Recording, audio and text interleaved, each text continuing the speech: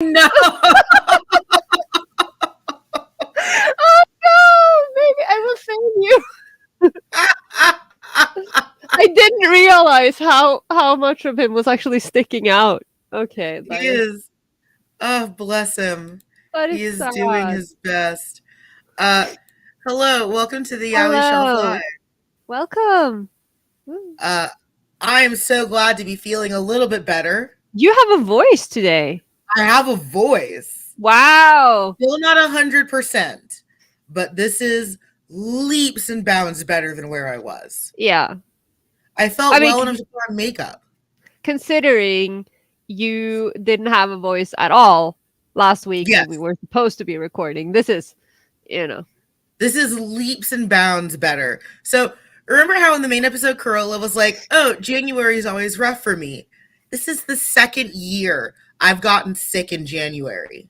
I generally think January is the worst month ever. It is horrible. Sansa. Sansa is here. He heard us talking shit. So Carola and I were briefly talking about Nindos and Nindo storage. So yeah, I want to get Endeavor, but I don't want him too close to Dobby, and I don't want him too close to Hawks. Put him in a different room. I immediately was like, oh, put him in the bedroom. And like that felt weird to me for a reason. I guess it's because I still the Teruvash plushies that everyone got from Stampede. Yeah. There is so much art of like especially Knives violating that plushie. Hello. Welcome. There's so much art of Knives just violating that plush. So when I was like, oh, I'll put Endeavor in my bedroom for whatever reason, I was like, that feels dirty. I don't like that. But I mean that is where you would put him. Yes. Yes. Yes. Yes. Oh my god. Can I help you with No. something? It is 2024 and we are unhinged. Like, listen, you just went through a really rough patch. You're allowed, right? I'm allowed to sexualize that old man. Yeah. New sticker coming to the shop. I'm allowed to sexualize that old man. You should put problematic in a parenthesis. I'm allowed to sexualize this Problematic old man. Yeah, because I don't think I like any normal old men. They're all like I don't think that you do. You have a taste. That's okay. I love that you say that like you don't. I have said nothing about my horrible, horrible taste in fictional. Like, I love that you say that to me as if you are not in the other section of the SS Gaslight with me. I don't understand what you're talking about. Listen, it was not like I was literally just now. Sounds like he's kicking me. I was literally sitting here watching the new episode of Dead Friend Forever with my girlfriend, and Kru Kang finally appeared, and he's the teacher, and I was not sitting here screaming for the student-teacher romance of my dreams. That was not me. I don't understand what you're talking about. That's what I thought. No, never. So welcome to the Alley Shelf Live. We are here to talk about our most recent episode, Queer Shipping in Western Fandom Spaces. We will have our Patreon episode next week, now that I have a voice again and I don't feel like dying. Please don't die. I'm trying. We have too many cool things coming up for me to die. Yeah, you can die after. I can, much like we said with Peachy, I can die after, because like at least I have to survive at least through April. Yeah, that would be nice. That would be at bare minimum through April I have to live. So if you have any questions, comments, concerns about the episode, we are here to talk about that. And then patrons, you will get a video that goes over our top 5 ships in Western fan spaces. I am struggling so hard. I'm struggling only because like I'm narrowing it down, because like everyone, like I was in sort of like not the same boat that you were like, I don't have any. Like I know that I have some. I mean a lot. But like whenever I would sit down and think about it, it's like, oh yeah, those hoes. Like every time I would sit down and think about it, it's like, oh yeah, this. Oh yeah, that. Oh yeah, them. So like it's been hard to, because like actually, so I mentioned usually before I'm on these streams, I'm watching something and I don't always turn off my television. I'll usually mute it. So I was watching The King's Man which is the Kingsman prequel. And like, Mm. yeah, Eggsy and Harry, a ship I totally have. I mean, I'm sure that I have more than the 5 I have been managing to, like, drag out from the Yes, pits of my brain. It's just I can't remember them, and I feel like a lot of the time when I watch, like, Western stuff, I, like, attach on one character and, like, mhm, hyperfixate, but I don't really ship him with anyone. I'll just be, like, right. obsessed with him and not, like, I don't know. Yeah, and I think for me, like a lot of this stuff, to bring back up this comment, I've been in this world for so long that I've almost like yeah, like I've almost forgotten. Like I was thinking about like, Marvel. And Mm. it's like, oh yeah, I have, Stony, I have, Stucky, and it's like you have so much more than those two. What the fuck are you talking about? You have two. What do you mean you have two pairings, bitch? You've been in this fandom for 20 fucking years. And I'm just over here like I feel like I've never watched anything Western in my I mean I have. I You just have. I You have. yeah, I know. I I mean will say I like the slight deepening of my voice. It is a little gender affirming. I feel very like male protagonist coded. yes. I guess it's all like the black. I'm feeling very like in my Wolfwood era. Just big tits and confidence. Did I tell you that we have this little like mini con during Christmas No, Carola, called you don't tell me things. no, but we do have a little like mini con during the Christmas vacation, which is like 100 guests max, and with a little cosplay competition. And there was a Wolfwood, and it made me so happy because I can appreciate Wolfwood cosplayers now. Ugh, he died for our sins. That is true. Sometimes I forget the old ones because exactly like it's easy to say, "Oh yeah, I love like Stony and Stucky," and it's like you've been a Marvel fan for like 20 fucking years, and you did not always like Stony and Stucky. Like I think probably the first queer ship I had for them was Wiccan and Hulkling, which is canon. Okay, pretends to know who they are. I It's mean, Scarlet. It's Scarlet Witch's son. His name is Wiccan, and he's my favorite boy. He is my son, and I love him. There is no pattern at all connecting all of the horrible boys that I've claimed as children. He is not a massive threat to existence and reality at all. And he's of lovingly course. married to like another version of the Hulkling, and they're Mm, very cute together. They got married like as soon as they turned 18. They're super sweet together. And I love those boys. So it's like, yeah, it's like I've been in this stuff for so long. And I think, to talk about what we talked about in the episode where like the queer shipping side of it, while it was always there, it was always weirdly frowned upon. Like we mm, didn't do it. That it's like, yeah. oh yeah, I did that. Like there are some that still feel really taboo, even though they're super obvious. Like one I want to talk about, and this isn't a favorite ship of mine, because I actually don't really like the ship, but like Batman and Joker. Mm. I don't like that ship because I don't like anyone with the Joker. I Wait, don't like myself. I don't like myself with the Joker. I don't like it with Harley Quinn. I don't like it with any. That's I not. don't think the Joker likes himself either. So I mean, it's. I think he loves himself, and that's the problem.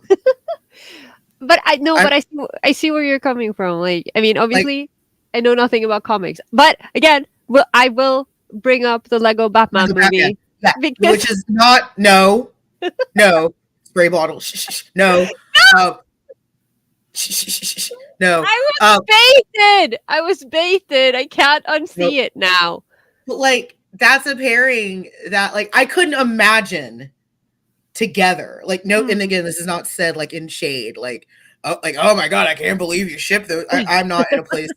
I do ship Bruce and Clark, Batman and Superman. I know who Clark is. You didn't know who Selena Kyle was? No, that is Me, different. me being a shady comic book fan. I'm being a toxic comic. See, I have on red lipstick. My tits are out. I've turned Ma- into a shady comic book guy. And I can't decide if this is because I know nothing about comic books or if it is also like it's that, but also like some misogyny because clearly there's a Probably a difference little bit. between Clark Kent and Selena Kyle. Yeah. Um, but like the idea of like putting the idea of like writing a fan fiction like the Joker and Batman is like this is Mm. I don't like so like that. Yeah, and I again, I love yeah. Thank you. I love a hero villain ship, just not that one. I mean, look at all the other things I have. I love a hero villain ship, just I not just that one. when you said that, I like my brain started playing, part of your world when the part where Ariel is like, look at my, Look at you know, this stuff. Listen yes, to me. Just me and all like my sketchy yeah, hair. just you and your Literally me. terrible men. If someone wants to draw that out, I'd love to see it. Oh my god, that Uh, would be fantastic. but like it was almost like there are lines that we couldn't cross in Western fandom when it comes Mm, to shipping. And like comics always felt like one of those like hurdles that we weren't supposed to cross, or at least like especially like DC comics, even though now there's this huge prevalence of queer shipping in DC comics, even though DC comics has had queer superheroes, I think a little bit longer than Marvel has. mm. Starting with, of course, our first Green Lantern, who ended up being a gay man, and Oh. in one continuity is president. Um, I there are mean, things okay.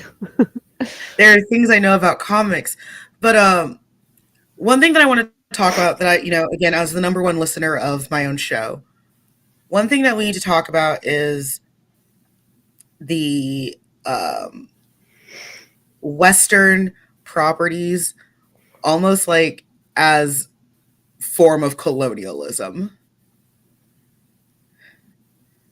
which is very Metal Gear Solid of which is very Metal Gear Solid of me. But, we talked about how so many of these properties were British or American. Mm, And that's not an accident. We still hold a lot of cultural capital all over the world. yeah. And it's always amazing to me when I think about like the cartoons and the shows that were formative to me that ended up being not British or American, like Winx Club. Winx Club was Italian. Oh, I never Yeah. watched it, but yeah. Oh my god, such a Winx. I was such a obviously. Obviously, I love the Winx Club. I mean, look at me. Obviously, I loved the Winx Club as a kid. Code Lyoko, which was French Canadian or French. Mm, And I love that. Like, but it's amazing to think like, oh, of course, it's a Western property. It's coming out of the US or England.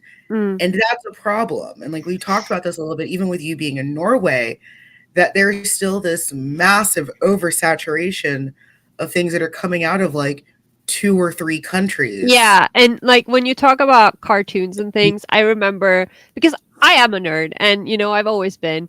And I You remember don't say. when no, shock the cat's out of the bag, I guess. No, but I remember when I became, started becoming like kind of aware of what I was Mm-hmm. watching and I started for some reason, I don't know if you did this, but at some point in my childhood, I started getting really into reading the end credits of stuff I Yes. was watching and I was Yes. like super obsessed with finding, the same names and like the same like the connections, the same Mm-hmm. oh, I mean, I was clearly a dumb kid because when I realized that literally everything was Hanna-Barbera, I was like, "Oh, this is also Hanna-Barbera." Yeah, that was Right. yeah. But so many of the things that I grew up thinking were American turned out to be like French or French Mm-hmm. Canadian or like Mm-hmm. Dutch or something. And also, we Mm-hmm. had a lot of Eastern European animation in Mm-hmm. Norway when I grew up, and it was all very disturbing, very this very strange. I can But imagine. but yeah, but so it was either like weird Eastern European stuff or it Right. was like American, except it wasn't. But we didn't Right. know that because we thought that literally everything came from America and was dubbed into Norwegian. Right. And And in the same way that, I remember, so one of the reasons why I love British stuff so much is because I've been watching it since I was a kid. My mm, parents and I used to watch a lot of like British comedy and British sci-fi together when I was little. So I was pretty early like introduced to like Doctor Who and Red Dwarf. We watch Chef all the time, and The Two Fat Ladies, a show that is so problematic, but I still love it. I don't know that one. The Two Fat Ladies are literally like two large British women, and they cook and they go to like these beautiful locations. They have this little like motorcycle and a little sidecar, and they run around flirting with men that are 20 years younger than them. Is it like a it's like a cooking show? Oh, so it's like a reality thing. It's not like acting. Not really. I mean, I was gonna say you probably don't watch a lot of cooking shows. It's hard to explain. They go to a place, they meet a person, and they say we're gonna cook for for this rowing team. Yeah, but they're not. It's not like a drama show or like a comedy show where they play the roles. So they're like actually going around. Yes. Yeah. Okay. Yes. I get what you meant when you said reality, but it felt so weird because it's like no, reality is more like no. I was watching like diners, drive-ins, and dives, and something like that. And it's like okay, but like I really was predisposed and grew up with that. So like that transition when the thing we have to talk about more, which is SuperWhoLock. Pop off. I know nothing about SuperWhoLock, so I'm safe. I'm good. I mean, we can always change the Patreon episode and make you watch Supernatural. I mean, I have no leg to stand on because, I did it to you. Always make Carola watch Supernatural. The difference, of course, being that I get a lot of glee out of watching Kinporch, and I don't feel like you get a lot of glee out of watching Supernatural. I think you mistake how much of a sadist I am. Maybe. All of the old Dom just came back. Good Lord. Oh, my Lord. I put on a metallic red lip and a sparkly nude eyeshadow, and all of the old Dom just rose back up from the floor. I'm assuming this means you're feeling better. No. Oh. I'm kidding. Born and raised in Southeast Asia, but I grew up on many American cartoons and TV shows, Nickelodeon, Cartoon Network. I have a nostalgia for American things I've never experienced. Yeah. Listen, there was nothing crazier than being in Japan and watching American culture be received the way Americans receive Japanese culture. Like, I had never felt like when I was at Universal and it's like all these Japanese people wearing like Jaws hats. Like, you don't know what Jaws is. You don't like Jurassic Park. Shut up. Everyone likes Jurassic Park, Amanda. I actually don't really like Jurassic Park. What? I don't. Oh my God. I don't like Jurassic Park. Or like when we were at the Bubba Gump Shrimp Company in Osaka, Japan. Where did I tell you about the heartbreak meter when I was in Japan? I can't remember. Okay, let me read this comment. I didn't get exposed to much outside of the US as a kid. I suppose it depended on your parents. Yeah, it absolutely did. So like for my parents, that was something that we did regularly. But like I also can imagine how uniquely isolating it was to a lot of Americans to really only have the sphere of influence be American stuff. But okay, the heartbreak meter in Japan. So I was going through a breakup and I was like, I'm gonna be on my ho shit when I'm in Japan. And one of our waiter at the Bubba Gump Shrimp Company in Japan was this beautiful blonde guy. And I was just like full on. Do you remember like in old cartoons where like your eyes become hearts and like yeah. just like you're floating through the air? That was me at that restaurant. And my guy friends just fucking read me to filth. They're like, if you can pick your fucking jaw up for 5 minutes so we can order our appetizer. And it's like, leave me alone. Let me be a whore in Japan. But it's fascinating to think about. And I do see the argument that America does use its. Thank you. Thank you for supporting me being a whore in Japan. I support you being a whore in Japan. Thank you. I appreciate live your it. best life. But like the idea of that America really did and does use its pop culture as a form of colonial reinforcement, that we maintain colonial control in a globalized environment through our pop culture. And I have a complicated legacy with that, being African American, Yeah. that there are so many things that people know about the US that are all these like pop culture fabrications. Mm. Um, so I'm always a little bit, curious about that there's so many things that people see that when it comes to Western shipping, like, so I see a lot of Eastern creators making shipping art of Western properties. Like a lot of the Superman, Batman stuff I see right now is coming out of Korea and Japan. Mm. Like, when the fuck did you guys get comics? It was like, I mean, and I know they've added. Like, when the fuck did you guys discover this? Like, where did this? Like, it feels like it came out of nowhere.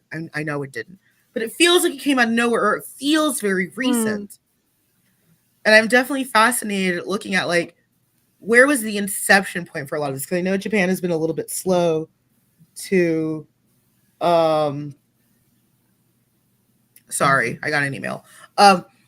That Japan has been a little bit slow to accepting comics in some ways, but now that it's here, it's like, oh my god, it's opened up this whole new world. Or like, I remember some of the earliest art that I saw when I was doing a lot of my Marvel shipping was coming out of Japan, was Japanese fangirls who were watching the MCU and being Mm. like, oh yeah, Captain America and Iron Man. And like, my favorite are like the very anime drawings, and it's like of these real people, and it's like, I never needed to see chibi Robert Downey Jr.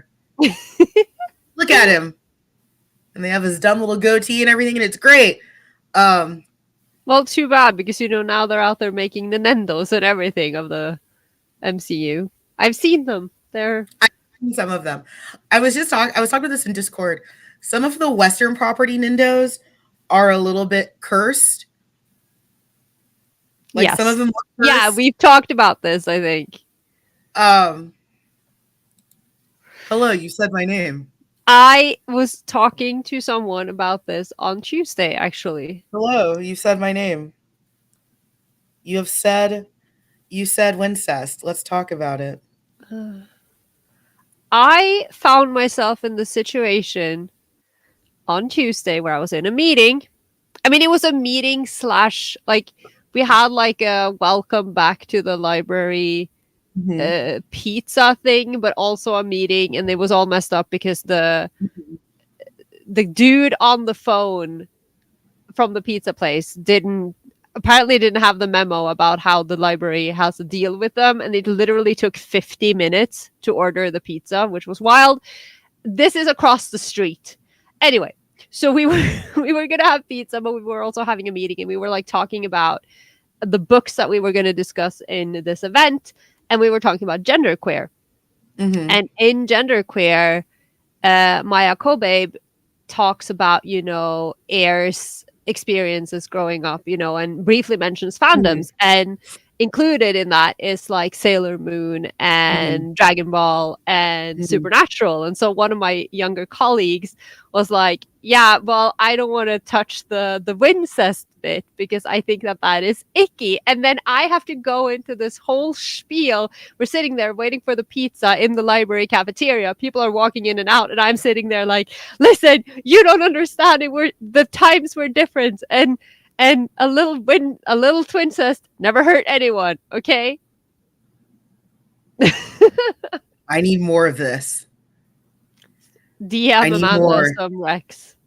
Please. I love wrestling so much. I love wrestling so much. I didn't realize. No, yeah. I was fully ready to fight for a second there. But yeah, it's amazing to me. So let's talk about Wincest. So Supernatural, don't don't make that noise at me, ma'am. No, but I don't know Don't. anything. You've had weeks to research. I know, but I didn't Yes, even drop them in finish. Discord, please. I didn't even finish my notes like I said I would because life happened and everything I own is falling apart. So Um, Supernatural, for reference, started in 2005. yeah. I was in high school. I was also in high school. No, yes. Yes. Time is a Yes, myth. I was. Time is a myth. Um, and Supernatural started out as like this Scooby Doo monster of the week. It was two brothers, Dean and Sam, who are hunters and they hunt like paranormal things and demons. It felt the first few seasons were very Scooby Doo. Like, we're going to drive to a different location and hunt a different thing. Mm. I I think think I it's saw the around. first episode, and then I fell off.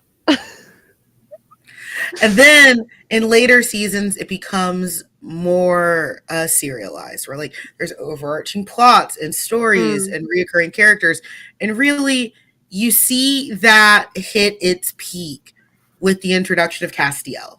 mm. But for years, there was no queer ship that you could have. Ooh, hold on. Hi, love you guys so much. We love you too. We love you. Oh Shows. yeah, Teen Wolf. Oh my god, everyone was I doing Teen Wolf. This is Teen another one Wolf. that I never watched, but it's like it's the same thing, right? Because Yeah. Supernatural and Teen Wolf and Yeah. The Vampire Diaries, these were all like Yes. happening at the same time. And I Yes. was on the sidelines just watching Tumblr friggin' Go exploding crazy. all over themselves every single day. It was a wild time. Like this is the one of those things like being nostalgic about things I know nothing about because it was there. It was so in your face.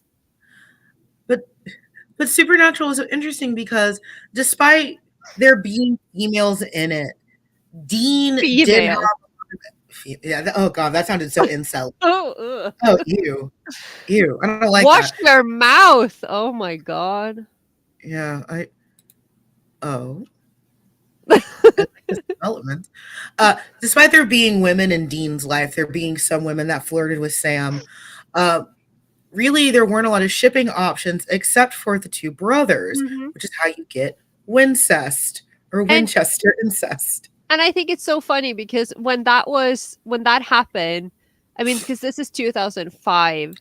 And Mm-hmm. I mean, it came out here a little later, obviously, because we get everything like maybe a Mm-hmm. year later. But back when everyone was shipping the Hitachin twins, we Mm-hmm. used to say the best kind of incest is twincest and twincest is wincest. And then Wincest happened with the Yeah. Winchesters, and everyone thought that Yeah. was really funny. Yeah. And then Castiel shows up in season 3. So mind you, this show's been going on for years. And then Castiel shows up, and suddenly the main ship is Destiel, Mm. which is Dean and Cass. And as the series gets more and more, there's overarching plots. Spoilers for Supernatural, I Yes, guess. fine. Sam dies 1,000,005 times. I He didn't essentially realize. becomes like a Disney princess or Goku, where he just dies 1,000,000 times in half the series. Like, we got to get Sam back. Why are we always murdering Sam? See, I was thinking that I have this vague memory that because when you said the whole Monster of the Week thing, I have a Yes. vague memory of thinking that Supernatural was essentially Buffy the Vampire Slayer for boys. Except, So, only girls so watched that's it. how the show started. Yeah, exactly. Because It was Angel and Buffy it was for men because yeah, the gays had corrupted Angel and Buffy. So then there was Supernatural. Supernatural was supposed to be like the, for men. It was supposed to be the Game of Thrones for that genre. And then the teenage girls came in and we were all gay. So the teenage girls and the gays came in. listen, I have watched one full episode of Supernatural in my entire life, and I can still tell you that everything is better when it's gay. So there. You get this show that has been going on forever. And I think that's one big thing about the SuperWhoLock triad that was so important is that each of these shows has a long legacy. Especially by the time it became popular on Tumblr in the 2010s. I mean, Doctor Who'd been going on for decades at that point. Mhm. BBC Sherlock was probably the newest show in that Yeah, list. yeah. But people had been making queer notes about Sherlock since forever. Actually, The dawn of time. since the dawn of Sherlock. I was Mm, actually watching, there's this great video essay. It's a 6-part video essay on House, which is a Sherlock knockoff. of course. It is. I mean, yeah, Um, you explained this to me. I yeah. absolutely agree. And like there's a lot of queer implications in that because there are queer implications in Sherlock. And to Mm, this day, again, not a ship I'm going to talk about a lot, but like it seems so obvious now that of course Sherlock is gay. Like there's this interesting thing with Western fandom that, the polyglot self. I always thought that queer shipping was something that I could only do in like anime and manga. I thought that was like only something that existed there.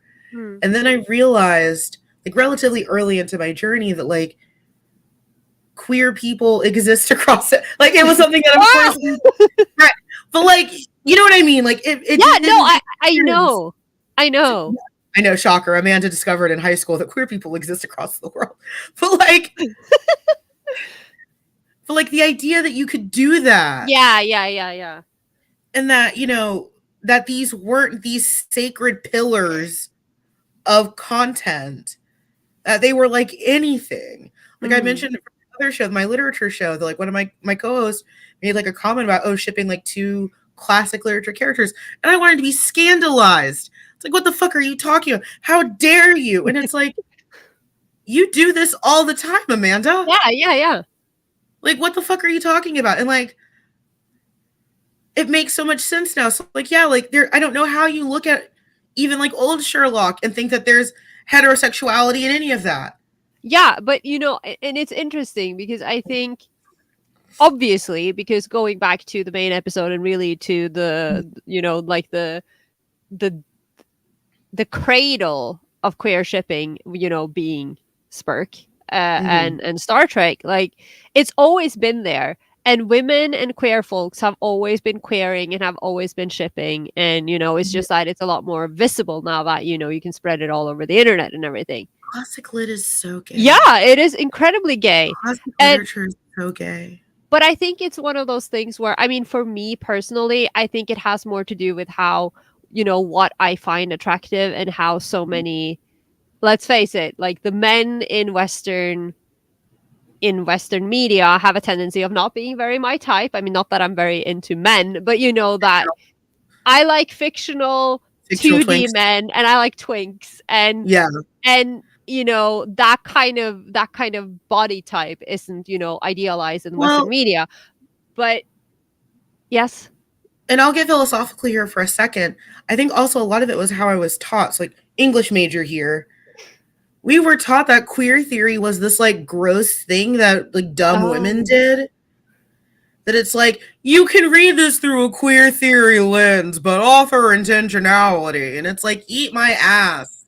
I was having coffee with my favorite literature professor before Christmas, and he was talking about how this one girl in his poetry class, drama poetry class, had brought up the queer tendencies between Desdemona and, oh my god, what was her name? Desdemona and another woman in Othello, and he was like, "Fuck, she's right." And now he's like, next semester when we're gonna do Othello, we're just gonna focus on Desdemona as a lesbian. Right. And it's like, Yeah, because like I mean, again, I went to a Catholic university. yeah, yeah, So that makes sense. like when we talked about queer theory, it wasn't as like a valid theoretical lens to view Mm. things. It was like, it was how some male fans talk about fangirls. It's just a bunch of dumb women who want to see gay shit where there isn't Oh, gay shit. oh my god, I What? just remember I have a quote. Let me read you from, Please. because when I was going through, I think this was, let me just double check that I'm not saying the wrong source here. Let's see. Yeah, so that book I was reading, the Naughty Girls and Gay Romance Porn by Yeah. Carola Katarina Bauer.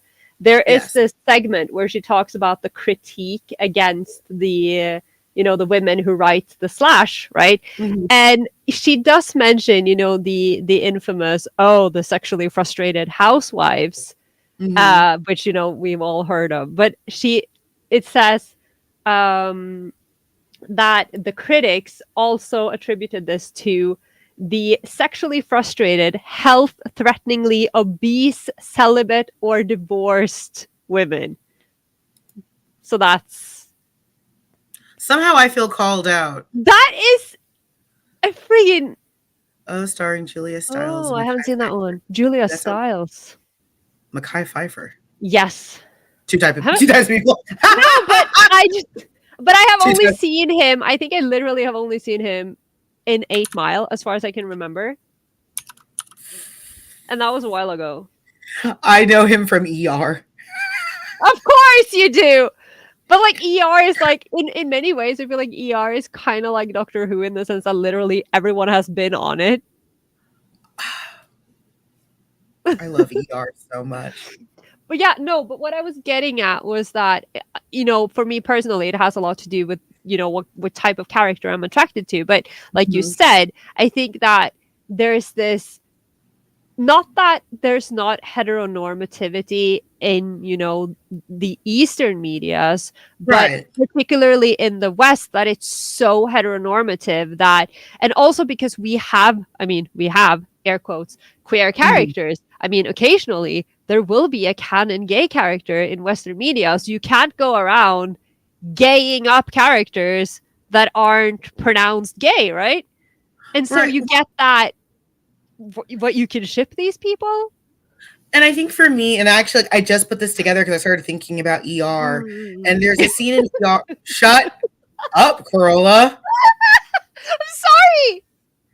I started thinking about ER, and there's a scene where my two favorite characters have like a dick measuring sword fight contest. Like they literally like are sword fighting in a classroom. With their dicks? I wish. Okay, just checking. Because Oh, that was just a little too on the oh man. nose. Oh man, I wish. No, they're fighting over a girl. Okay. And they read poetry, and now they're sword fighting. They're like with fencing swords, and it's In super hot in in ER. ER. Yes. Okay. The setup for that episode is a woman who is a dominatrix brings in her gimp, and Yes. they find a bunch of her sex toys in her bag, and they pull a prank with the sex toys on their lesbian boss, Dr. Carrie Weaver, who is the best female doctor ever. I am setting something up. So they have to go to sexual harassment training. In the sexual harassment training, doctor is running late. So that leads to the dick measuring sword fighting contest. And they start reading poetry and asking questions about their first times. One of the characters reveals that he was sexually assaulted as a child. It's insane. This is ER. It is one of the longest running medical dramas that has ever existed. Uh, okay. You have some questions? That is a lot to take in, but what I am most, concerned about here is, okay, they had to go to sexual harassment classes, but also Yes. you shouldn't be going through your patient's bag and taking their sex toys. He left it. Still though. Oh my god. Yeah, they took her sex toys. Her name was Madame Medusa. Wow. Why do I know this? She did not consent to this. This is not She okay. didn't. But I was thinking, so for me, I'm landing the plane. Plane is landing. Yeah. I think a lot of it also ties into my internal squick about shipping real people. Yeah. Because that scene is hot because of the two actors, Noah Wilde and Goran Vijak, I believe. That scene is hot because of the two men playing it. If it was two other random guys, that scene isn't as hot. It's hot because I am attracted to those two actors and the characters that they play, like in tandem with each other. In tandem. Working together. Oh my god. I'm fine. We are too juvenile to have a podcast. This is ridiculous. We're minor coded adults. Oh god.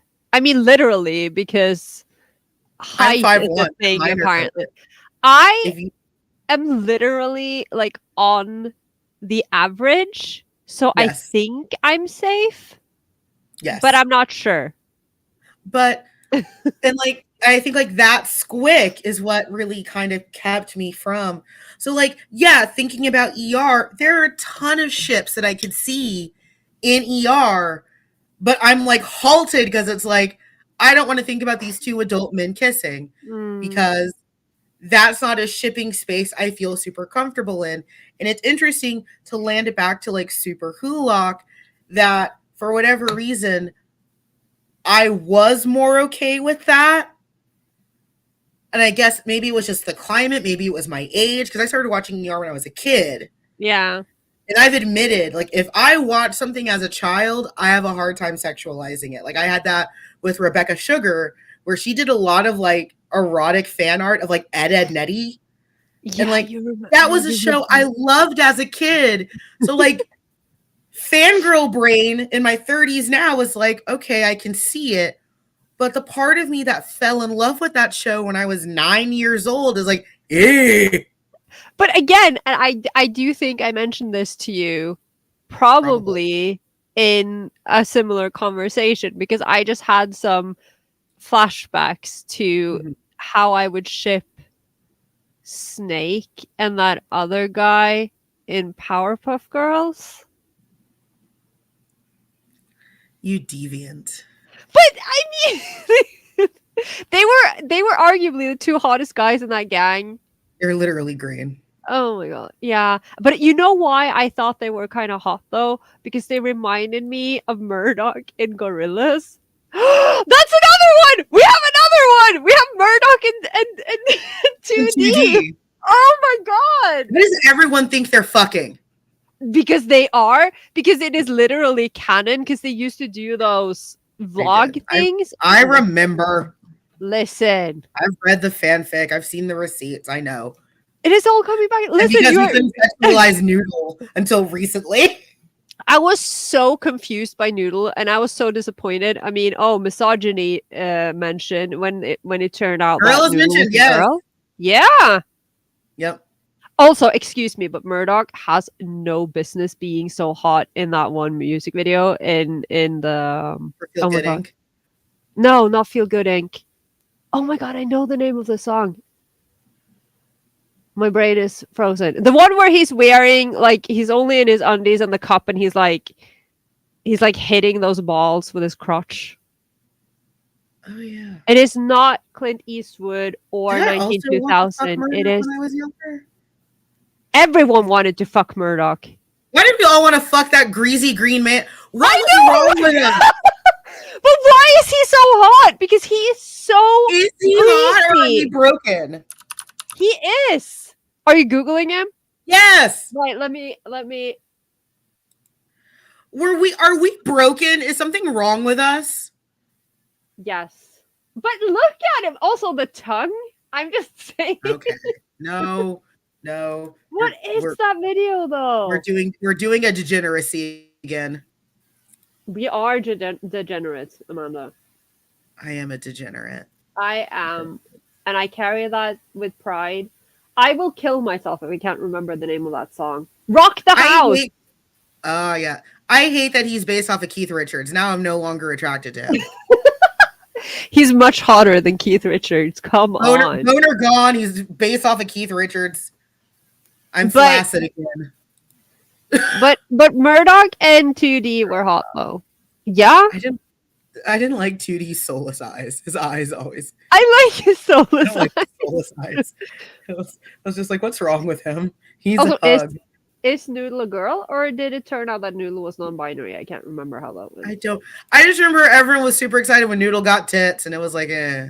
I like Noodle best in the 19-2000 music video. The huge hoodie.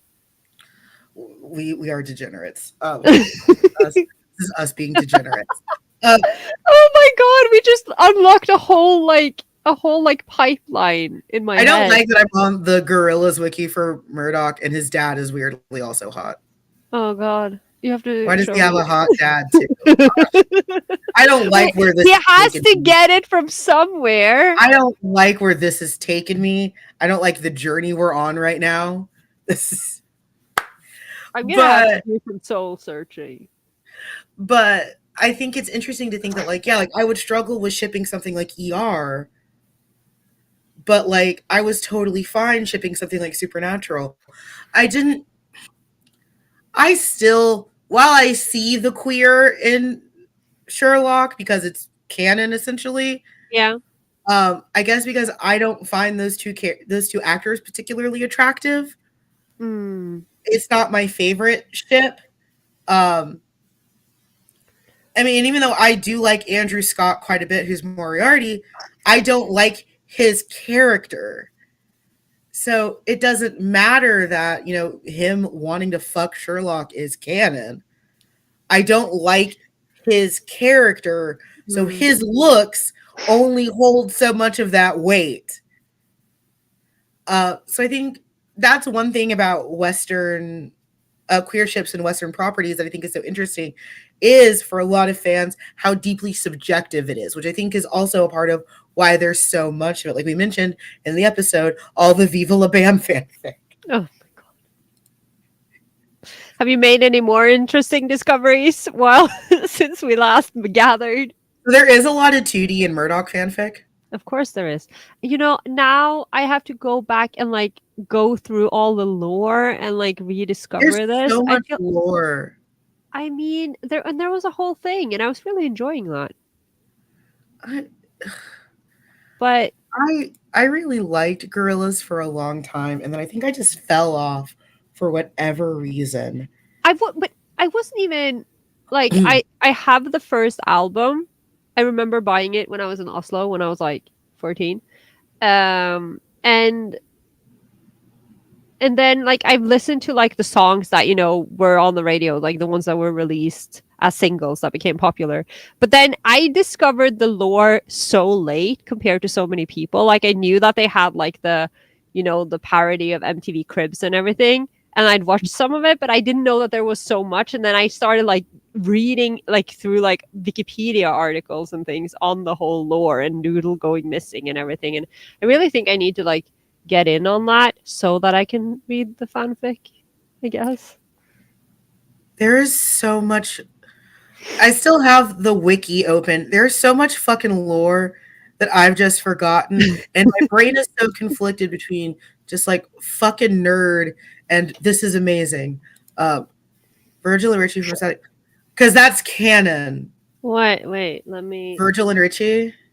I just have to Google it because I Well, because know that you've mentioned this before. Richie was like canon gay. Oh yeah, I don't think we have that here. Probably not. No, Static Shock. That's an American cut, man. And Static now Shock, I feel robbed. you'd love Static Shock, They're so pretty, aren't they? what the fuck? I've been robbed.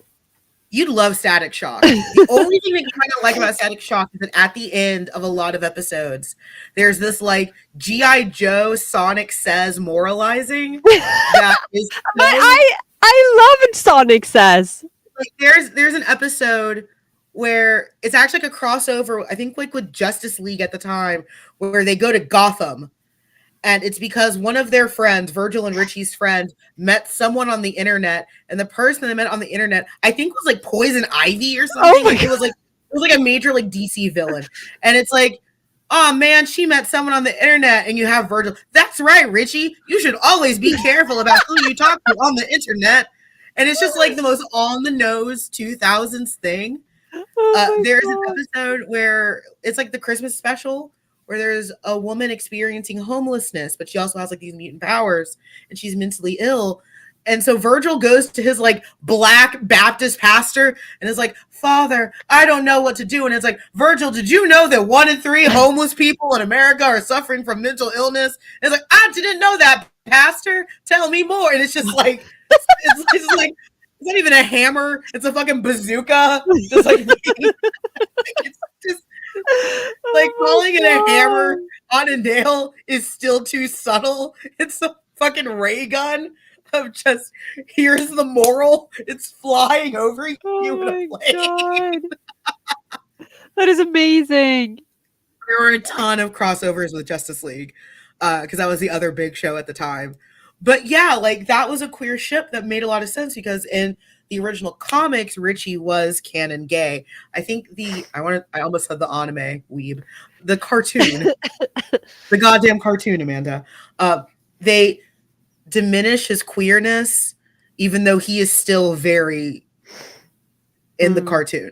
Uh, they do keep the episode where Richie's dad is openly racist, and it's very funny because he invites Virgil, his dad, and his sister to dinner. And Richie's dad is just like every like blonde hair, blue eyed, like blue collar white man. He's just like openly racist at the dinner table. Static Shock was a fever dream. Yeah. You I would am love, honestly, you would I love am it. You would love intrigued. I'm intrigued. I'll have You to would see love that. Static Shock. I Um, ugh, I've recently been my friend, and I don't know if he's watching right now, but he dragged me down a hole because we watch Thai BL together weekly, and if we have a little time, we'll watch something else just to kind of round off the night.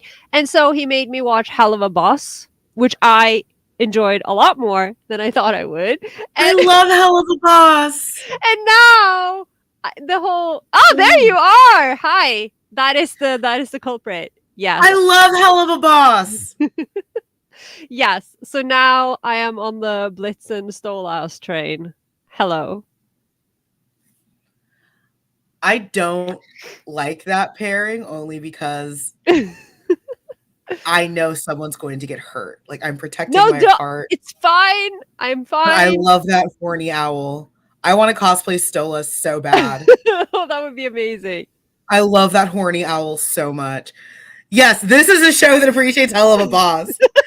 This is a show that stands Hell of a Boss. And now I love that horny owl so so much. so now we're also going to Has-Been Hotel because clearly there's a whole thing. Okay, I haven't watched New Has Been. I did watch the original pilot and I wanted to be Alistair. Alistair is such gender. I Everett watched is one such- episode and clearly. I No, need to. yes. They I are like very cute together. they are very cute. To this day, my favorite episode is the one where it's revealed. How much have you seen of Hell of a Boss?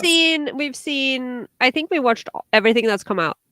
Okay, the one where it kind of turns out that Blitz and Stolas met his children, and it's Stolas' birthday at the. His dad is just the worst, and I love him. I love Paimon Yes. so much. It's like, Oh my god. No. it's like you're not married. He just starts crying. Oh my god, I love it. Oh, it got to the good part of The King's Man where Ray Fiennes. Oh, your TV's still on. It is still on. Where Ray Fiennes is about to murder a very, very hot actor. I never remember his name, even though I knew that he was attractive from the start. What? Oh yeah, Stanley Tucci is the president in this. Oh. I forgot. I forgot that in The King's Man, Stanley Tucci is the fucking president. I never know if I watch Matthew I Good. have, So Matthew Good is a British actor. He's most famous for being Ozymandias in the first Watchmen movie. And he's so hot, and he plays this like belligerent Scottish man looking for Scottish independence during World War One. And Ray Fiennes just pushed him off a cliff, and it's the best scene ever. Yes, I'm so good at daddying. Listen, when we saw that episode, when that line happened, I screamed. And then we had to take a break because we were dying. It was amazing. I love Hell of a Boss so much. I need to watch Has Been. Even though I do love the drama of that one YouTuber who spent $50,000 on an AMV animation to have Charlie sexually assault him. I heard about that. Yeah. Because, so I just think it was a very, very convenient time for me to be thrown into Hell of a Boss and therefore Has Been Hotel, which I told my friend this yesterday. I have somehow been confusing with Habbo Hotel in my head for years because I didn't know either. That's Nazis. I will not take any questions. Anyway, I was thrown into this. I was thrown into this, and then immediately Twitter exploded because the antis have discovered Has Been, and I'm tired. But Keith Davis is in there. Just let us enjoy things. I'm excited. I need to watch Has Been. And has been, of course, had one of the great queer ships, which was Alistair and Angel Dust, because I already before love Angel Dust, please. Damn Angel it. is a hot mess, and I love him. I love Angel. Look at us having something in common for once in our career. And it's a Western property. What the Who hell is are happening? we? What? New Okay, year, new us. I'm not sure I like this. I have to go deeper in my degenerate BL world. I mean, there's a lot of. I mean, there's a lot of incest fic between Stolas and his daughter. So beware of that. I mean, where would I encounter that? Brave of you to assume that I would even venture near a het ship. I wasn't looking for the het ship, Carola. I was looking for the gay ship, and I found the owl incest. I didn't ask for it. You know what? I didn't want it. I can't wait to take the I found the owl incest out of context. And I do realize that I haven't made the video from last year's best moment yet because life happened, but I am already excited to use that one for next year. I wasn't looking for the owl incest, Carola, but it found me.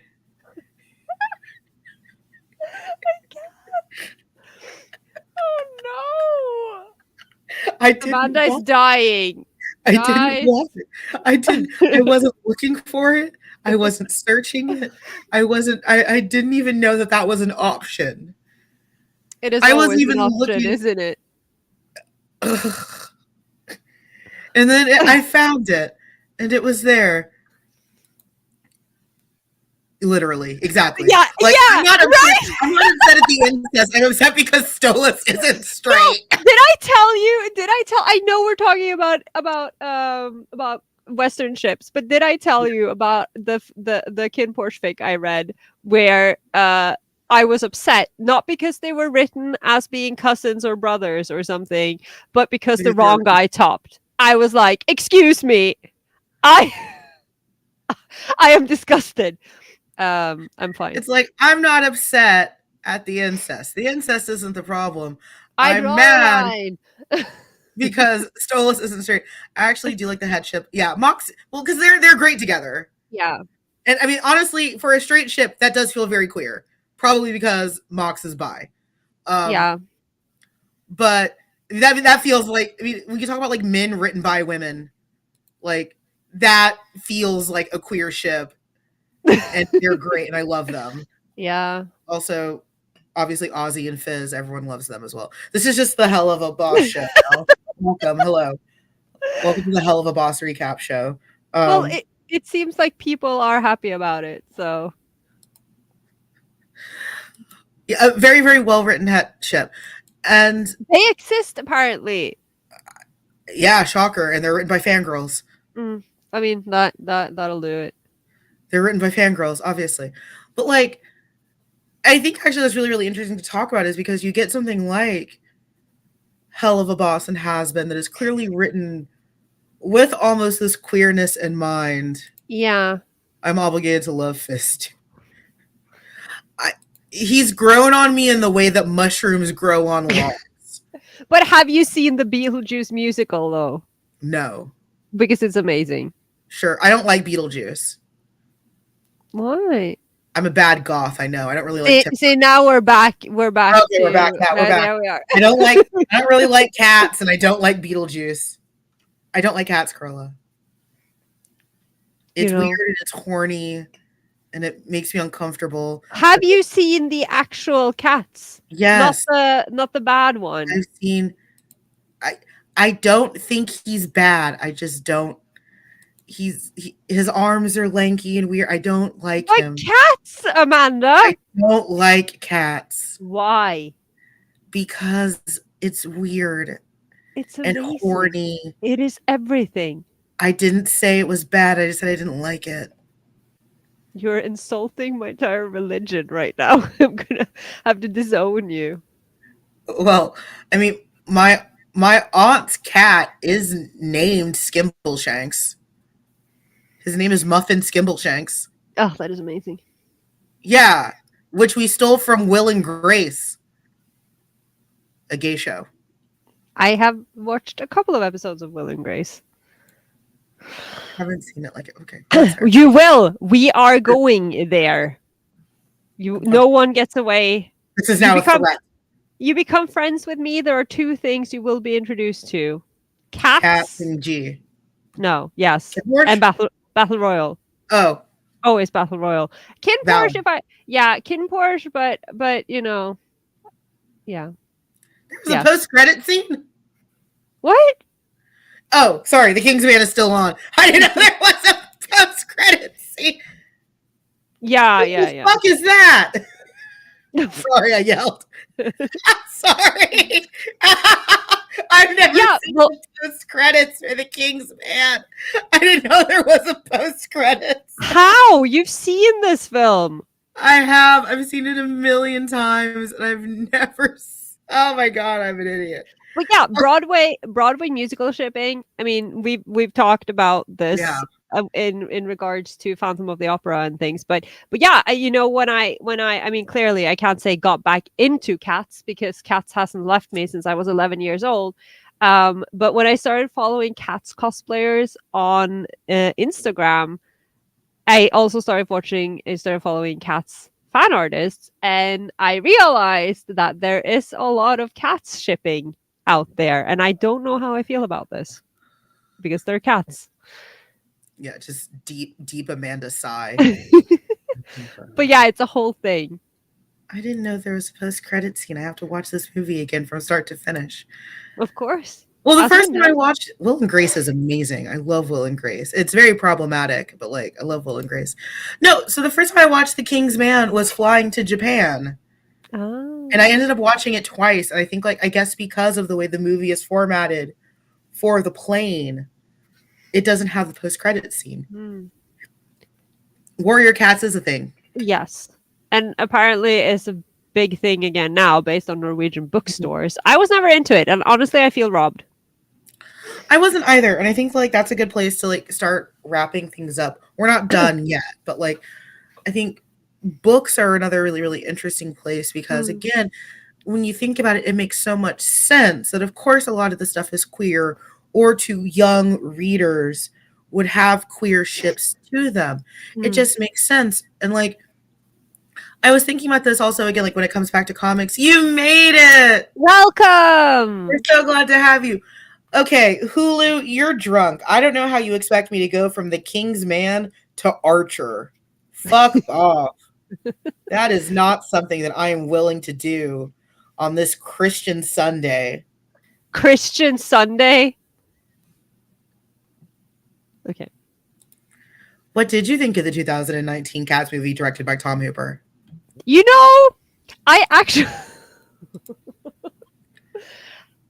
The short story is it was worse than I expected. And and I was dragged to the cinema by my friends who are no longer my friends, and they obviously, this was the Norwegian cinema, so they subbed it in Norwegian, and the Norwegian subs made their own storyline. So the subtitle, it was telling its own story, and all the names are translated. And then I had to get the translated version of the Old Possum's book to see if they got the names from there, but only some of the names were from there, and then the rest of them they just pulled out of their asses. Anyway, on my Chaos Twitter, if anyone is interested, there is thought by thought recap of how I lived through that movie, and I can link it if anyone is interested because it was an awful experience and I'm never watching it again.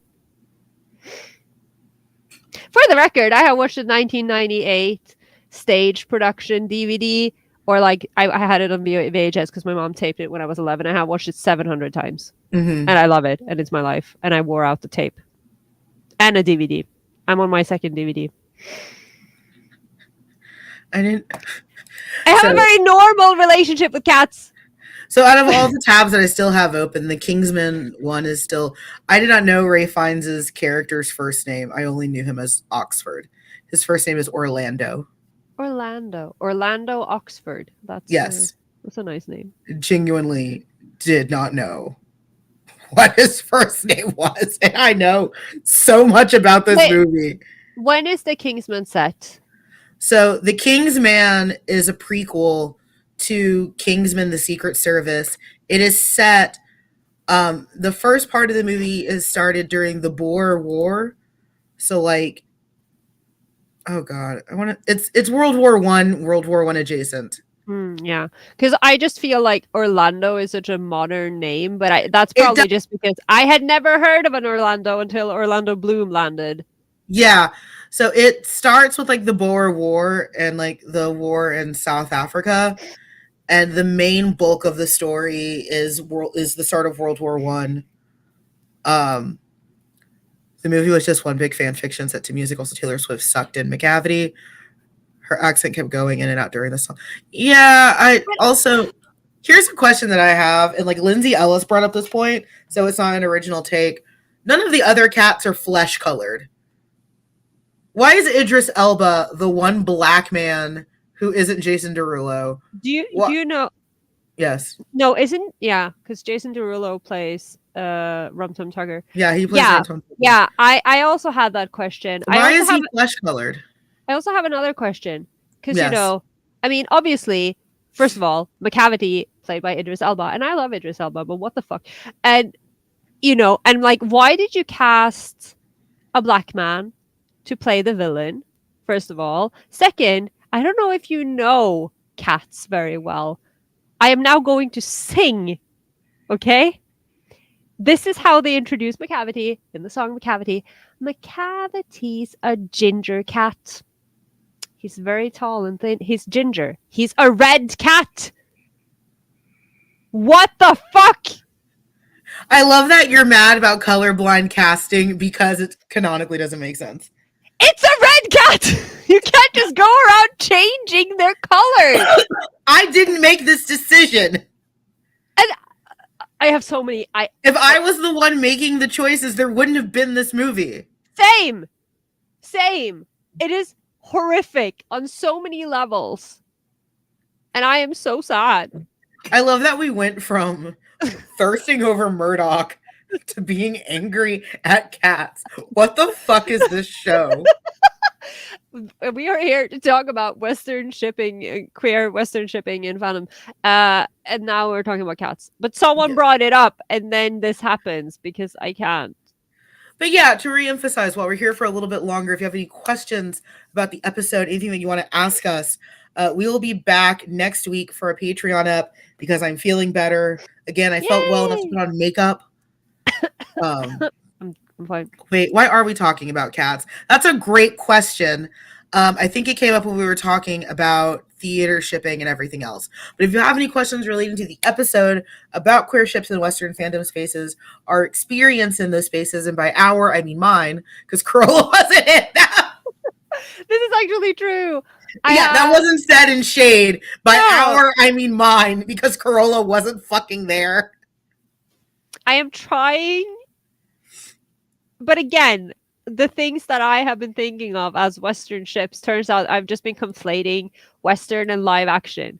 Because all my live action things have basically been Asian movies and TV shows as well. Yeah, those are not the same. Those are not the same. There are no Western people in Japanese media, despite what some people will say. Yeah. I was watching a video by a black YouTuber who was talking about anime, and it's like, especially Western fans will treat anime characters with like white coding, even though they're like canonically not white. Mm-hmm. And it's like, that's fascinating to me because I guess in all of my fandom experience, sometimes I also forget that, especially with shonen pro tags, where it's like, oh yeah, like these aren't white men, like they're whatever mythical Japanese or as real Japanese as they're supposed to be. But because there's so much Western influence, especially in shonen protagonists, which is a direct result of Japan's still infatuation with fascist imagery and Aryanism. It is. Mm-hmm. It is. That, yeah, I it's hard to imagine, like, the example that I brought up, of course, was Deku. It's like that Deku's a Japanese boy, and it's like, yeah, he is, obviously, but it isn't. But that almost feels weird saying. But he Yeah, but I don't. But the thing is, I don't think of him as white either. I think of him as like, and I say this with love, a humanoid broccoli. Yeah, I think of him as a drawing, as a fictional character.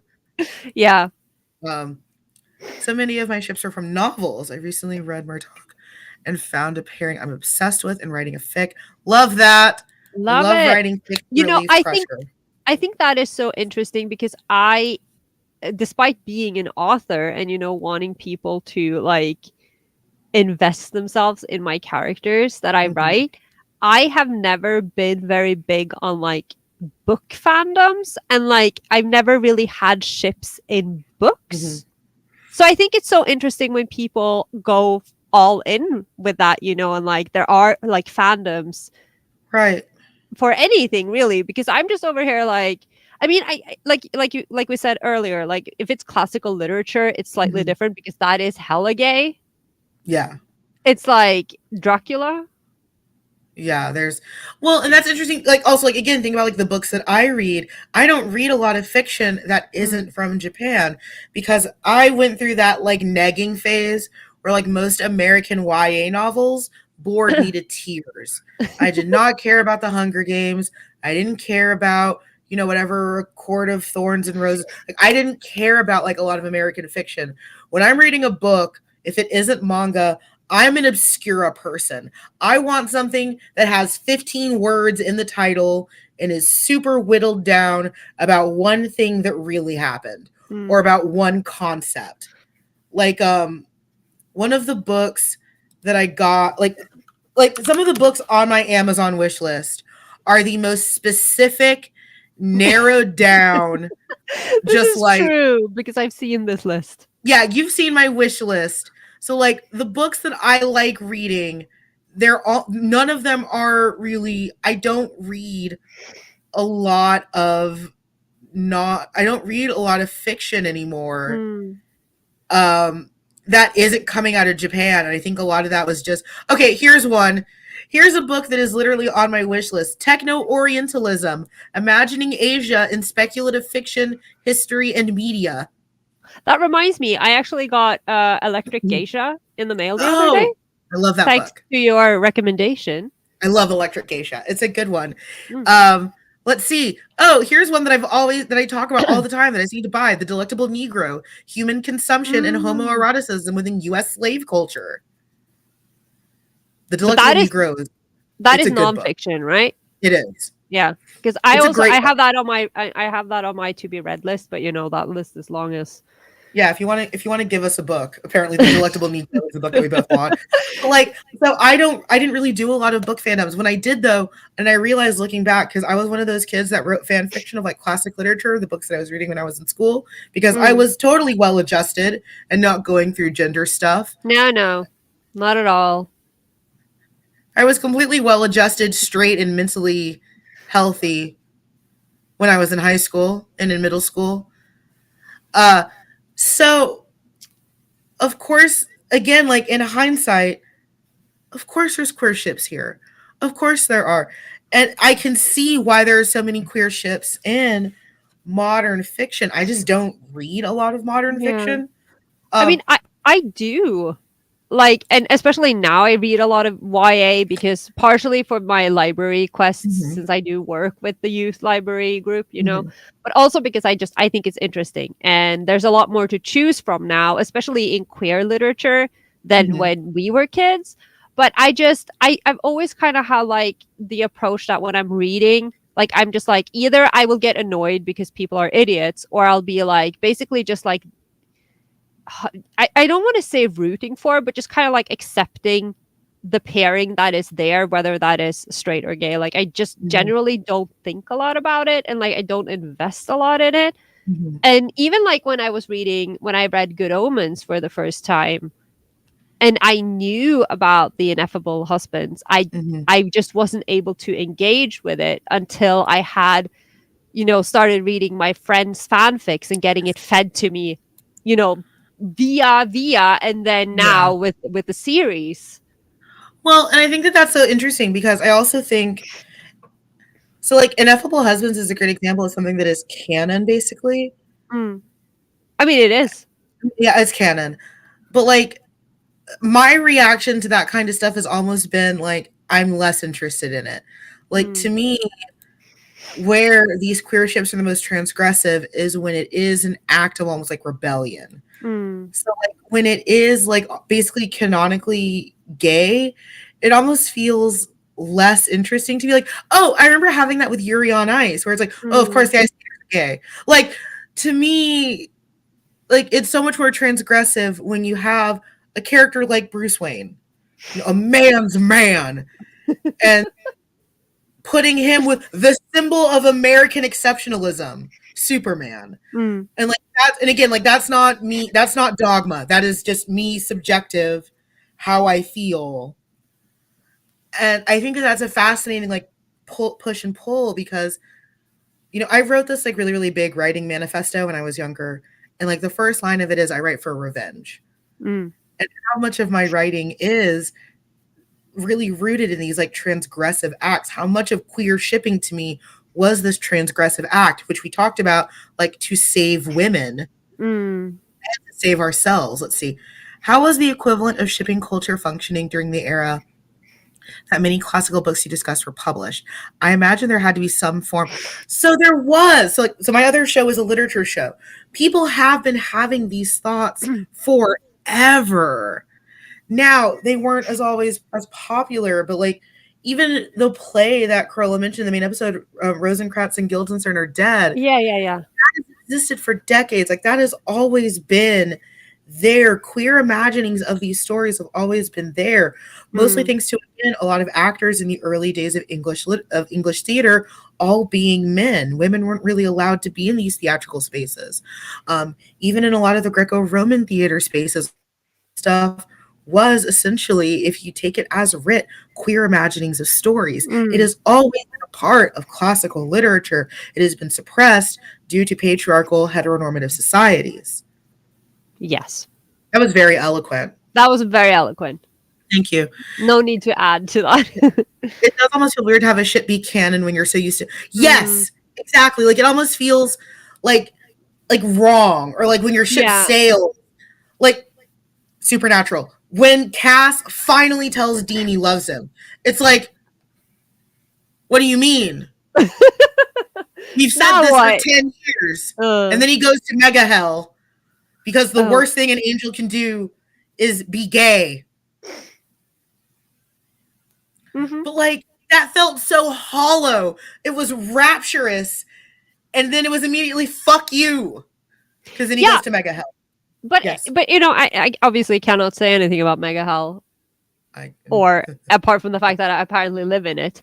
But but yeah, but it's the same thing. Like because I, not to diminish anything being canon, because obviously I read a lot of queer fiction. I watch a lot of clearly I watch and read a lot of BL. I absolutely love canon Mhm. stories and canon queers, but but I feel like then it tends to get kind of like packaged and complete. Like Mhm. when the book ends, I'm usually satisfied. When the Mhm. show wraps up or the manga wraps up, mostly the manga, because when we get anime or like live action shows, they tend to leave us hanging. But Mhm. the manga, it wraps up and puts a bow on it, and like that is it. The story is kind of complete.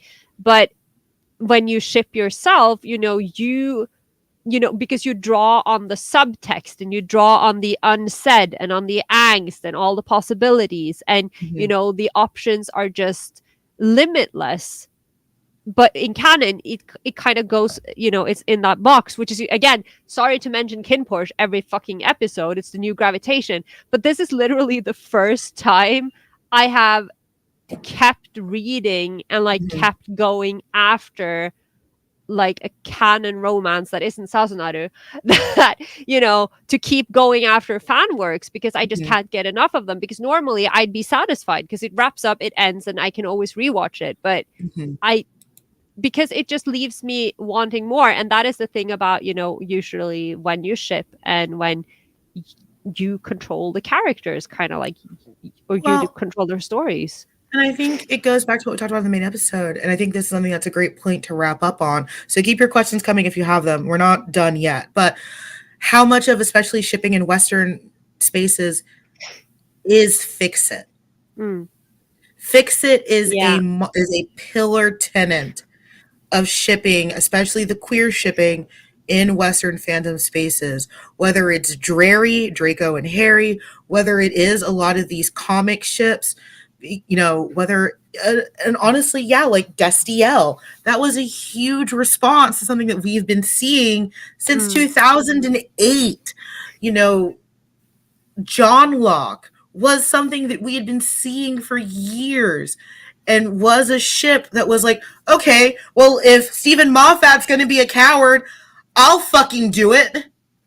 Yeah. Yeah, a lot of it is Fix It. So much of it is rooted in Fix It. Even to go back to the main episode with those very, very strange Viva La Bam fics, how much of it is nobody dies, everybody lives. Mm. With Ryan Dunn not dying tragically, and him being in a happy life with Johnny Knoxville and Bam Margera, where Bam didn't relapse 30,000 times, where Johnny is perpetually a 20 to 30-year-old man and isn't getting older and isn't broken and isn't hurting and isn't sober. And that Like, is, how, yeah. which is problematic a little bit. Yeah, Like, you want like to, how's that a good thing? But I have so many issues with those Viva La yeah, Bam fics. I understand. Yeah. Because it's like you want to keep these men in the worst versions of themselves. And like that's one thing to say for fictional characters. I love the idea of Mustang fucking up Envy. That's great. Yes. Those are I agreed. drawings. Those are Agreed. drawings. But like the idea of keeping Bam Margera in this perpetual infantilization where he is the worst version of himself forever just feels wrong. It Yeah. feels strange. You got a book. What's up? No, I just had to look at my annotations because I mean I did mention this in the main episode, but the Mm. post canon Fix It or like the Fix It goes back all the way to the dawn of time Yes. with again Guildenstern and Rosencrantz, like I mentioned. But there is in Textual Poachers again the mention here of this sci-fi, I believe it's sci-fi series called The Beauty and the Beast, and it says that they applied generic reading strategies that foreground different aspects than those highlighted by network publicity. The Beauty and the Beast fans who were so disappointed by the program's third season that they wrote and published their own narratives further blur the boundary between reader and writer. These fans reject narratively specified events in order to allow the completion of their presumed generic contract with the producers. Mm-hmm. So yeah, it's Yeah. ancient. And that happened a lot with Sherlock, where you get this whole series idea at the end with like Apple Tree Hill and stuff like that, where it's like, oh, season 4 was so bad that they knew it was bad, so we're going to invent a whole other series to retcon it and actually make it. Yeah. Supernatural. Sherlock is insane. What are some ways Western shipping culture has bled into other spaces around the globe? The goddamn internet. Twitter has been a voracious tool that Western fan practices have bled into Eastern fan practices. I've said this a million times. I hate that there are Japanese mangaka that know what the word pro ship and anti ship mean. Yeah. I hate that. That like actively takes years off my life. That they're like mangaka who have been doing this for decades who are like, I am learning about what these words mean and I am disgusted by you Americans. And it's like, we're disgusted too. Yeah. I'm not even American, but we are all Western. Americans in that sense.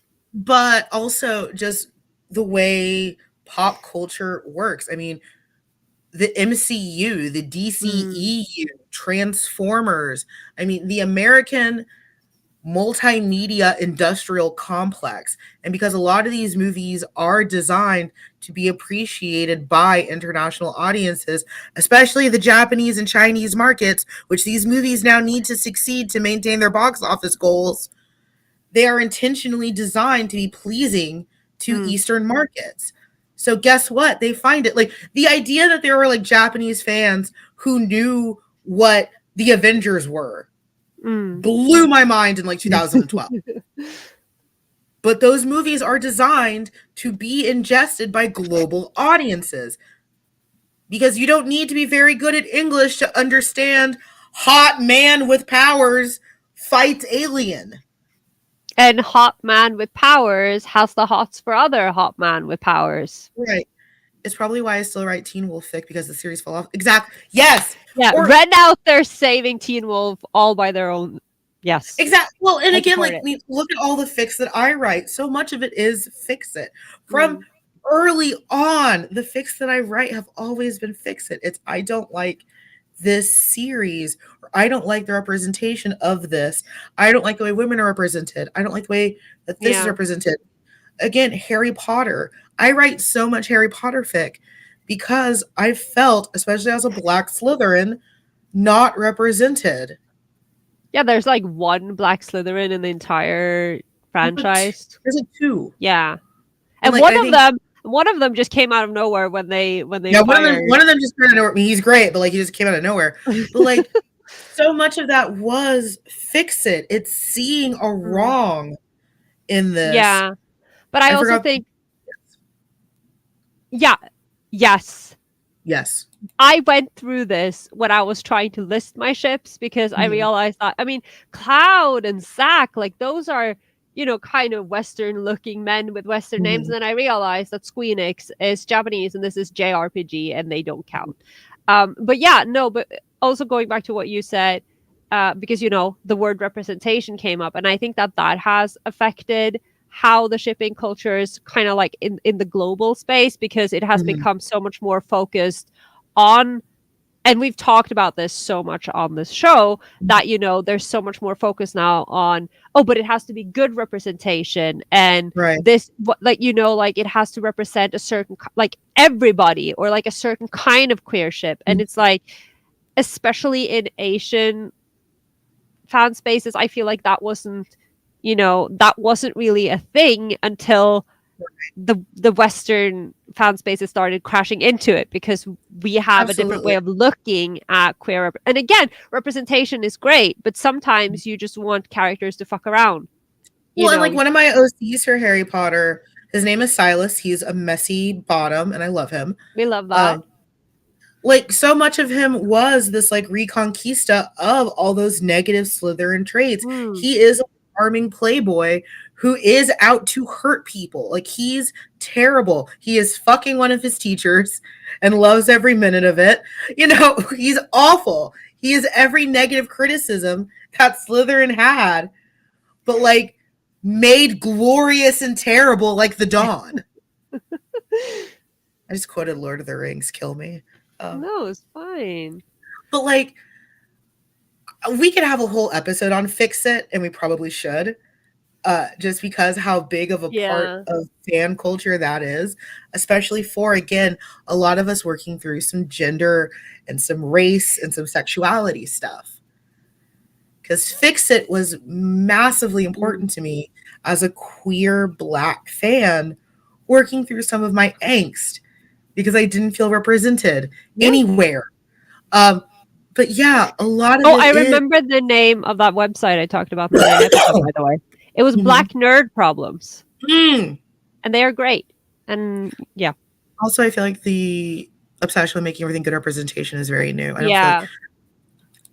I think it started earlier than you think. I'd say it probably started because I can see it cropping up in the 90s and the 2000s. Mm. Where people because like PC culture really started in like the 90s.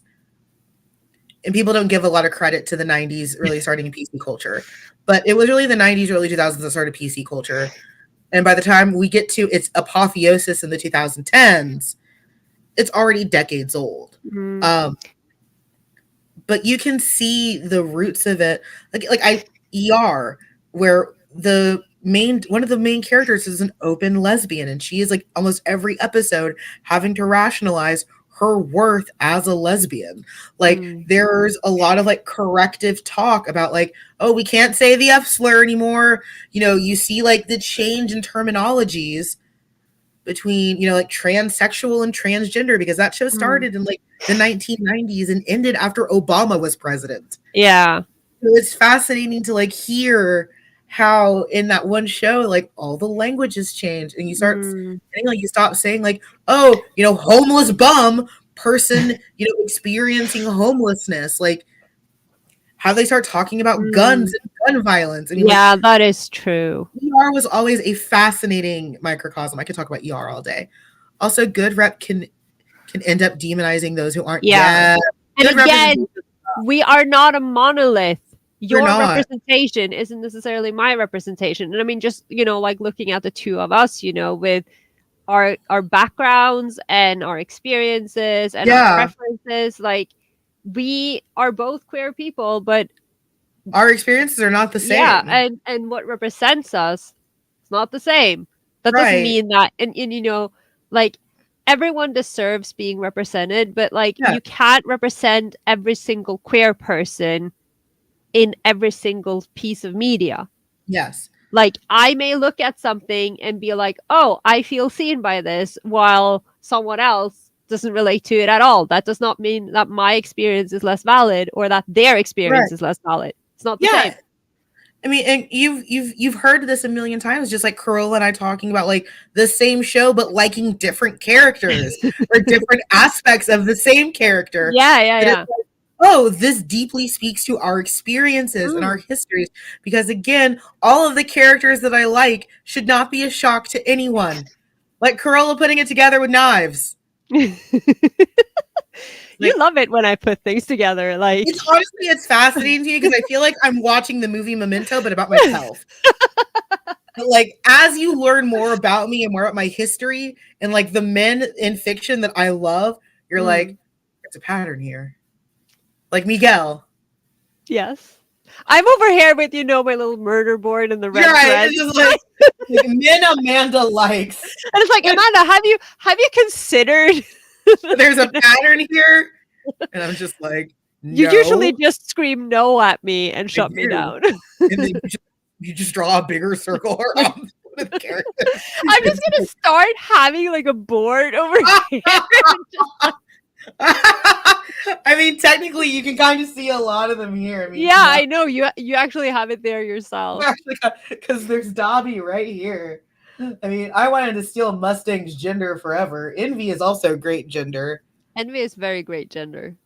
We're not going to talk about the Clockwork Orange one because that movie actually scared the hell out of me when I was younger. We got France and Austria right here.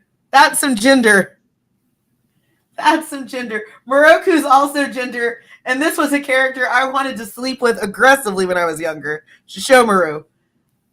So yeah, I already did it for you. Hello. Yes. And then You're still missing a few pieces though. of course, Tamaki and Kyoya, also some gender over here. Just a little bit of gender. And then shockingly, Victor. Come here. It was also a little bit Victor. he is also a little bit of gender of I would like to steal your gender through sex. How do I Fair. sleep with you and steal your gender like a succubus? Um, You become a succubus. I think that is the answer to that question. yeah. It's like, how do I fuck you and steal your gender? Thank you, sir. Look at him. He's so round. I mean, it's a tsum right? It's a mochibi. Uh, A sum. A weeb sum. I'm afraid of my favorite. I mean, Carola, what have you discovered about my favorites? I mean, they're all overwhelmingly old, problematic men. Not all of them, because not all of them are old. Like, I just want to point out that our shared love for Yuki 80, and he is actually just 23 in canon, in the manga, in the main manga. So like, they tend to have, there's a little bit of trauma sprinkled with some more trauma, sprinkled with a terrible personality. Yeah. You want me to go on? You're right. But I am right. uh, Soul crushing angst. who is the most shocking? I mean, I will never not be shocked by your defense of that horror. Yeah. I thought it was gonna be Jiren. No, because because I will never not be shocked by Tucker because the trauma. I love that. I'm like, Skeptic or Jiren to me is always the shocking one, but it's Tucker. Yeah, but I just pain that has been with me since the early 2000s. You I can't. also experienced that pain. I don't like what he did. But and yet somehow you think that he's a great man who did nothing wrong. Because a lot Listen, of and like a lot of your favorites don't shock me at all because I know your type. You know, it's like, yeah, I will fight with you over, with about Toma until the cows come home. Doesn't mean that I'm shocked by your defense by that speaking of, terrifying little man. I want to go back to that Boy Slut Airy fic. I started the Oh sequel. yeah, I enjoyed that, even though He's I don't.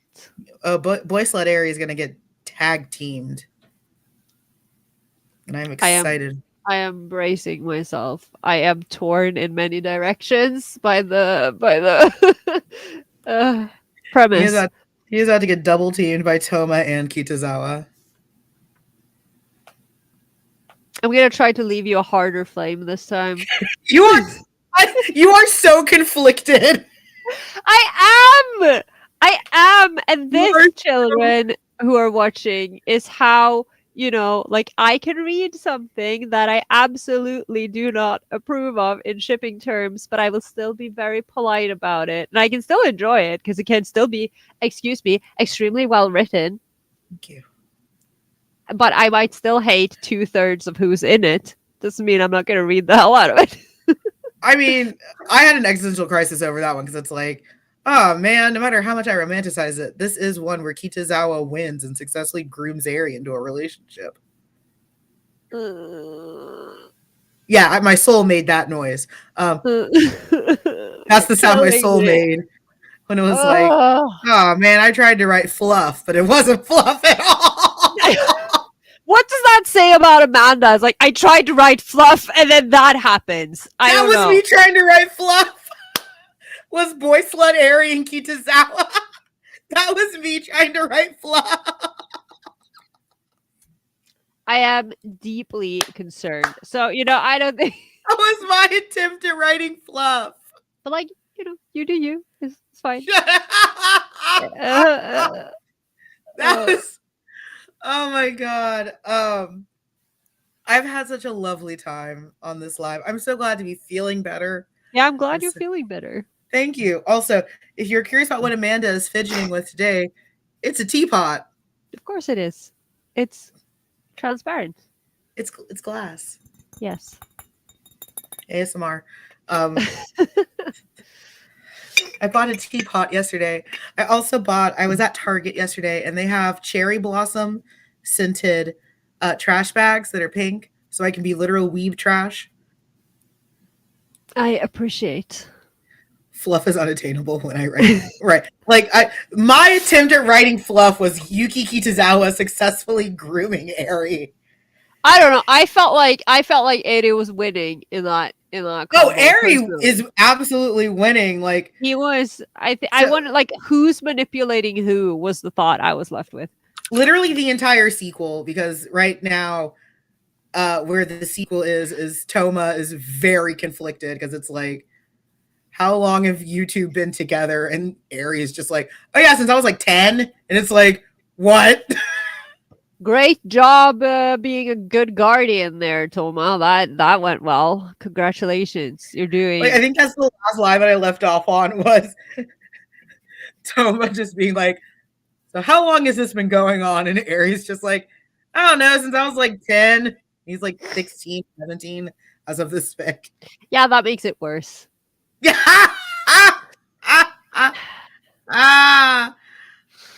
Oh my god. I've had to do a lot of research on what threesomes look like. I mean, that's fun. I've had a great time talking about this. This is the part of the show where I thank our patrons. I'm not going to read the names out loud, but I forgot to do it in the last episode because I was sick and dying. You were dying. Now that I'm feeling better, thank you to our patrons. Now is a great time to become a patron because Patreon money usually helps us buy gifts for our guests, which segues us into I'm so fucking excited for next Ah! month. I mean, I'm terrified that my laptop will die before then, because breaking news, everything I own is falling apart, and I have to send in my laptop and my projector to be fixed at the same time. I'm not Yes. having a good time. However, very excited about February and our I'm guest. so excited to have Oh Sam my on. god, Sam. I Yes. mean, I feel like every time we have a guest on, like we up the ante. And ante as in like, the stakes. Like not we don't up I mean, We up the ante. we do up a lot of antes and we're better than them, yes. But Yeah. like so like I mean, if I was anxious with like Dr. Welker and Dr. Thomas, I am like so like, oh my god, Sam is gonna make me sound like an idiot. Like I'm gonna sound so dumb and You. so right. Like both of us are gonna sound like just drooling fangirls, like ooga booga gay shit, and then Sam is just gonna be angelic and intellectual. I'm just gonna leave it to Sam. Like Sam can just run the show and we'll just Right. nod and smile. We're just gonna sit here and just be like, yeah, that, because Well put. Very well put, yes, you know. excellent. I concur. Yeah. Absolutely. Oh no, Also, it's gonna be amazing. sidebar. So in the collection of books that the one that I mentioned, which is The Delectable Negro, in that collection of books, there's this book called The Tragedy of Heterosexuality, Oh my god. and I kind of want it. I mean, clearly, I don't know what it's about. I mean, I can guess. Heterosexuality is in crisis. Reports of sexual harassment, misconduct, and rape saturate the news in an era of hashtag Me Too. Straight men and women spend thousands of dollars every day on relationship coaches, seduction boot camps, and couples therapy in search of happiness. Seduction boot camp? Seduction boot. That sounds like a yaoi. Can I make a fanfic off of that? Oh my god, yes! My next Full Metal Alchemist Oh fanfic, my god. Seduction Boot Camp. I deadass would watch a BL title. Seduction Boot Camp. Can someone do this? I am looking at Copy A Bangkok because I honestly feel like that would be right up their alley. In The Tragedy of Heterosexuality, Jane Ward smartly explores what exactly is wrong with heterosexuality in the 21st century and what straight people can do to fix it for good. She shows how straight women, and to a lesser extent straight men, have tried to mend a fraught patriarchal system in which intimacy, sexual fulfillment, and mutual respect are expected to coexist alongside enduring forms of inequality, alienation, and violence in straight relationships. Ooh. Ward Straight also takes relationships was a mistake.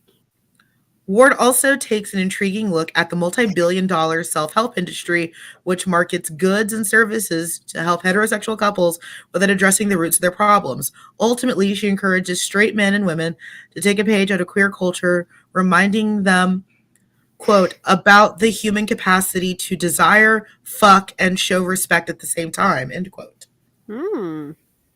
This sounds like right up our alley. Yeah. Seduction Boot Camp.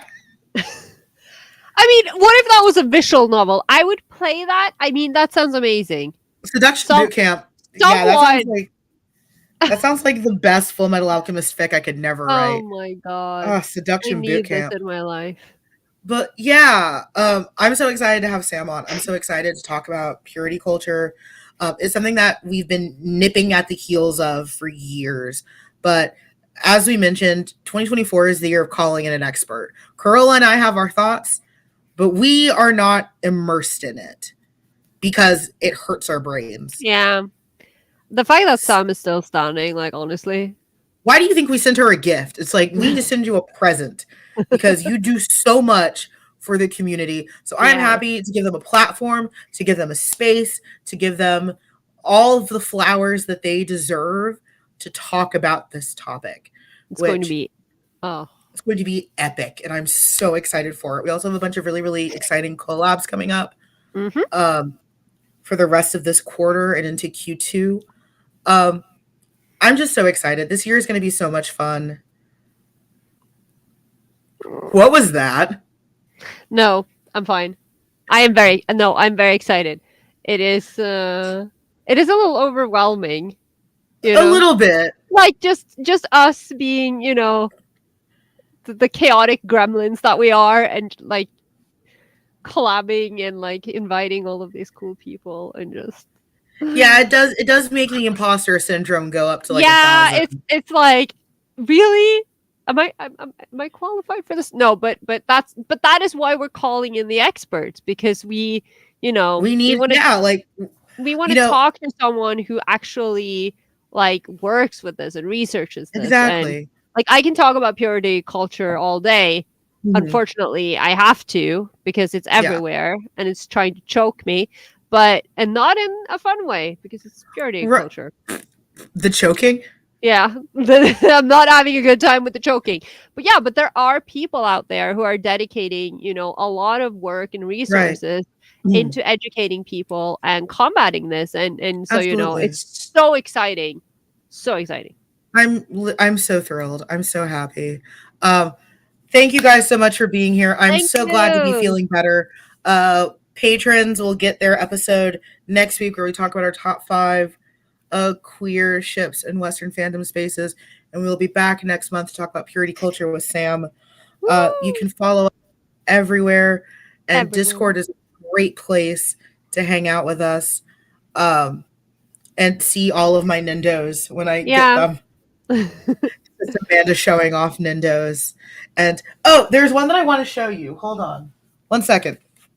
Waiting. Okay, I guess I mean, I don't even know if I've been in our Discord server since So the new this is year actually started. Gachapon. This is a lime, It is a lime. and it's a light. Oh my god. So in this collection, I think that there's a lemon, and I want it. Yes. But it's a little lime. But is it a Nendo? No, it's a Gachapon. Okay, yeah. Yeah, it's a little lime gotcha. I think that there's a lemon in this collection, I and I need a want lemon. it. I need a little lemon light. Yeah. Look, and you look so happy. You're just like beaming. Glows I was harder than the little lime. Oh my god, I was so excited to get it because Gachapon is my addiction. But thank you guys so much for being here. I've Thank had a lovely you. time. I always love spending time with Carola, and I love hanging out with you guys. This was a very Especially great first live of the year. this was an amazing first live of the year. We talked about Hasbin Hotel, Hell of a Boss. We talked about cats. Um, we talked about musicals. We had a great time. We talked about Yeah. Murdoch being hot, which I still don't know how I feel about that. Does Murdoch have a Nindo? Oh my god.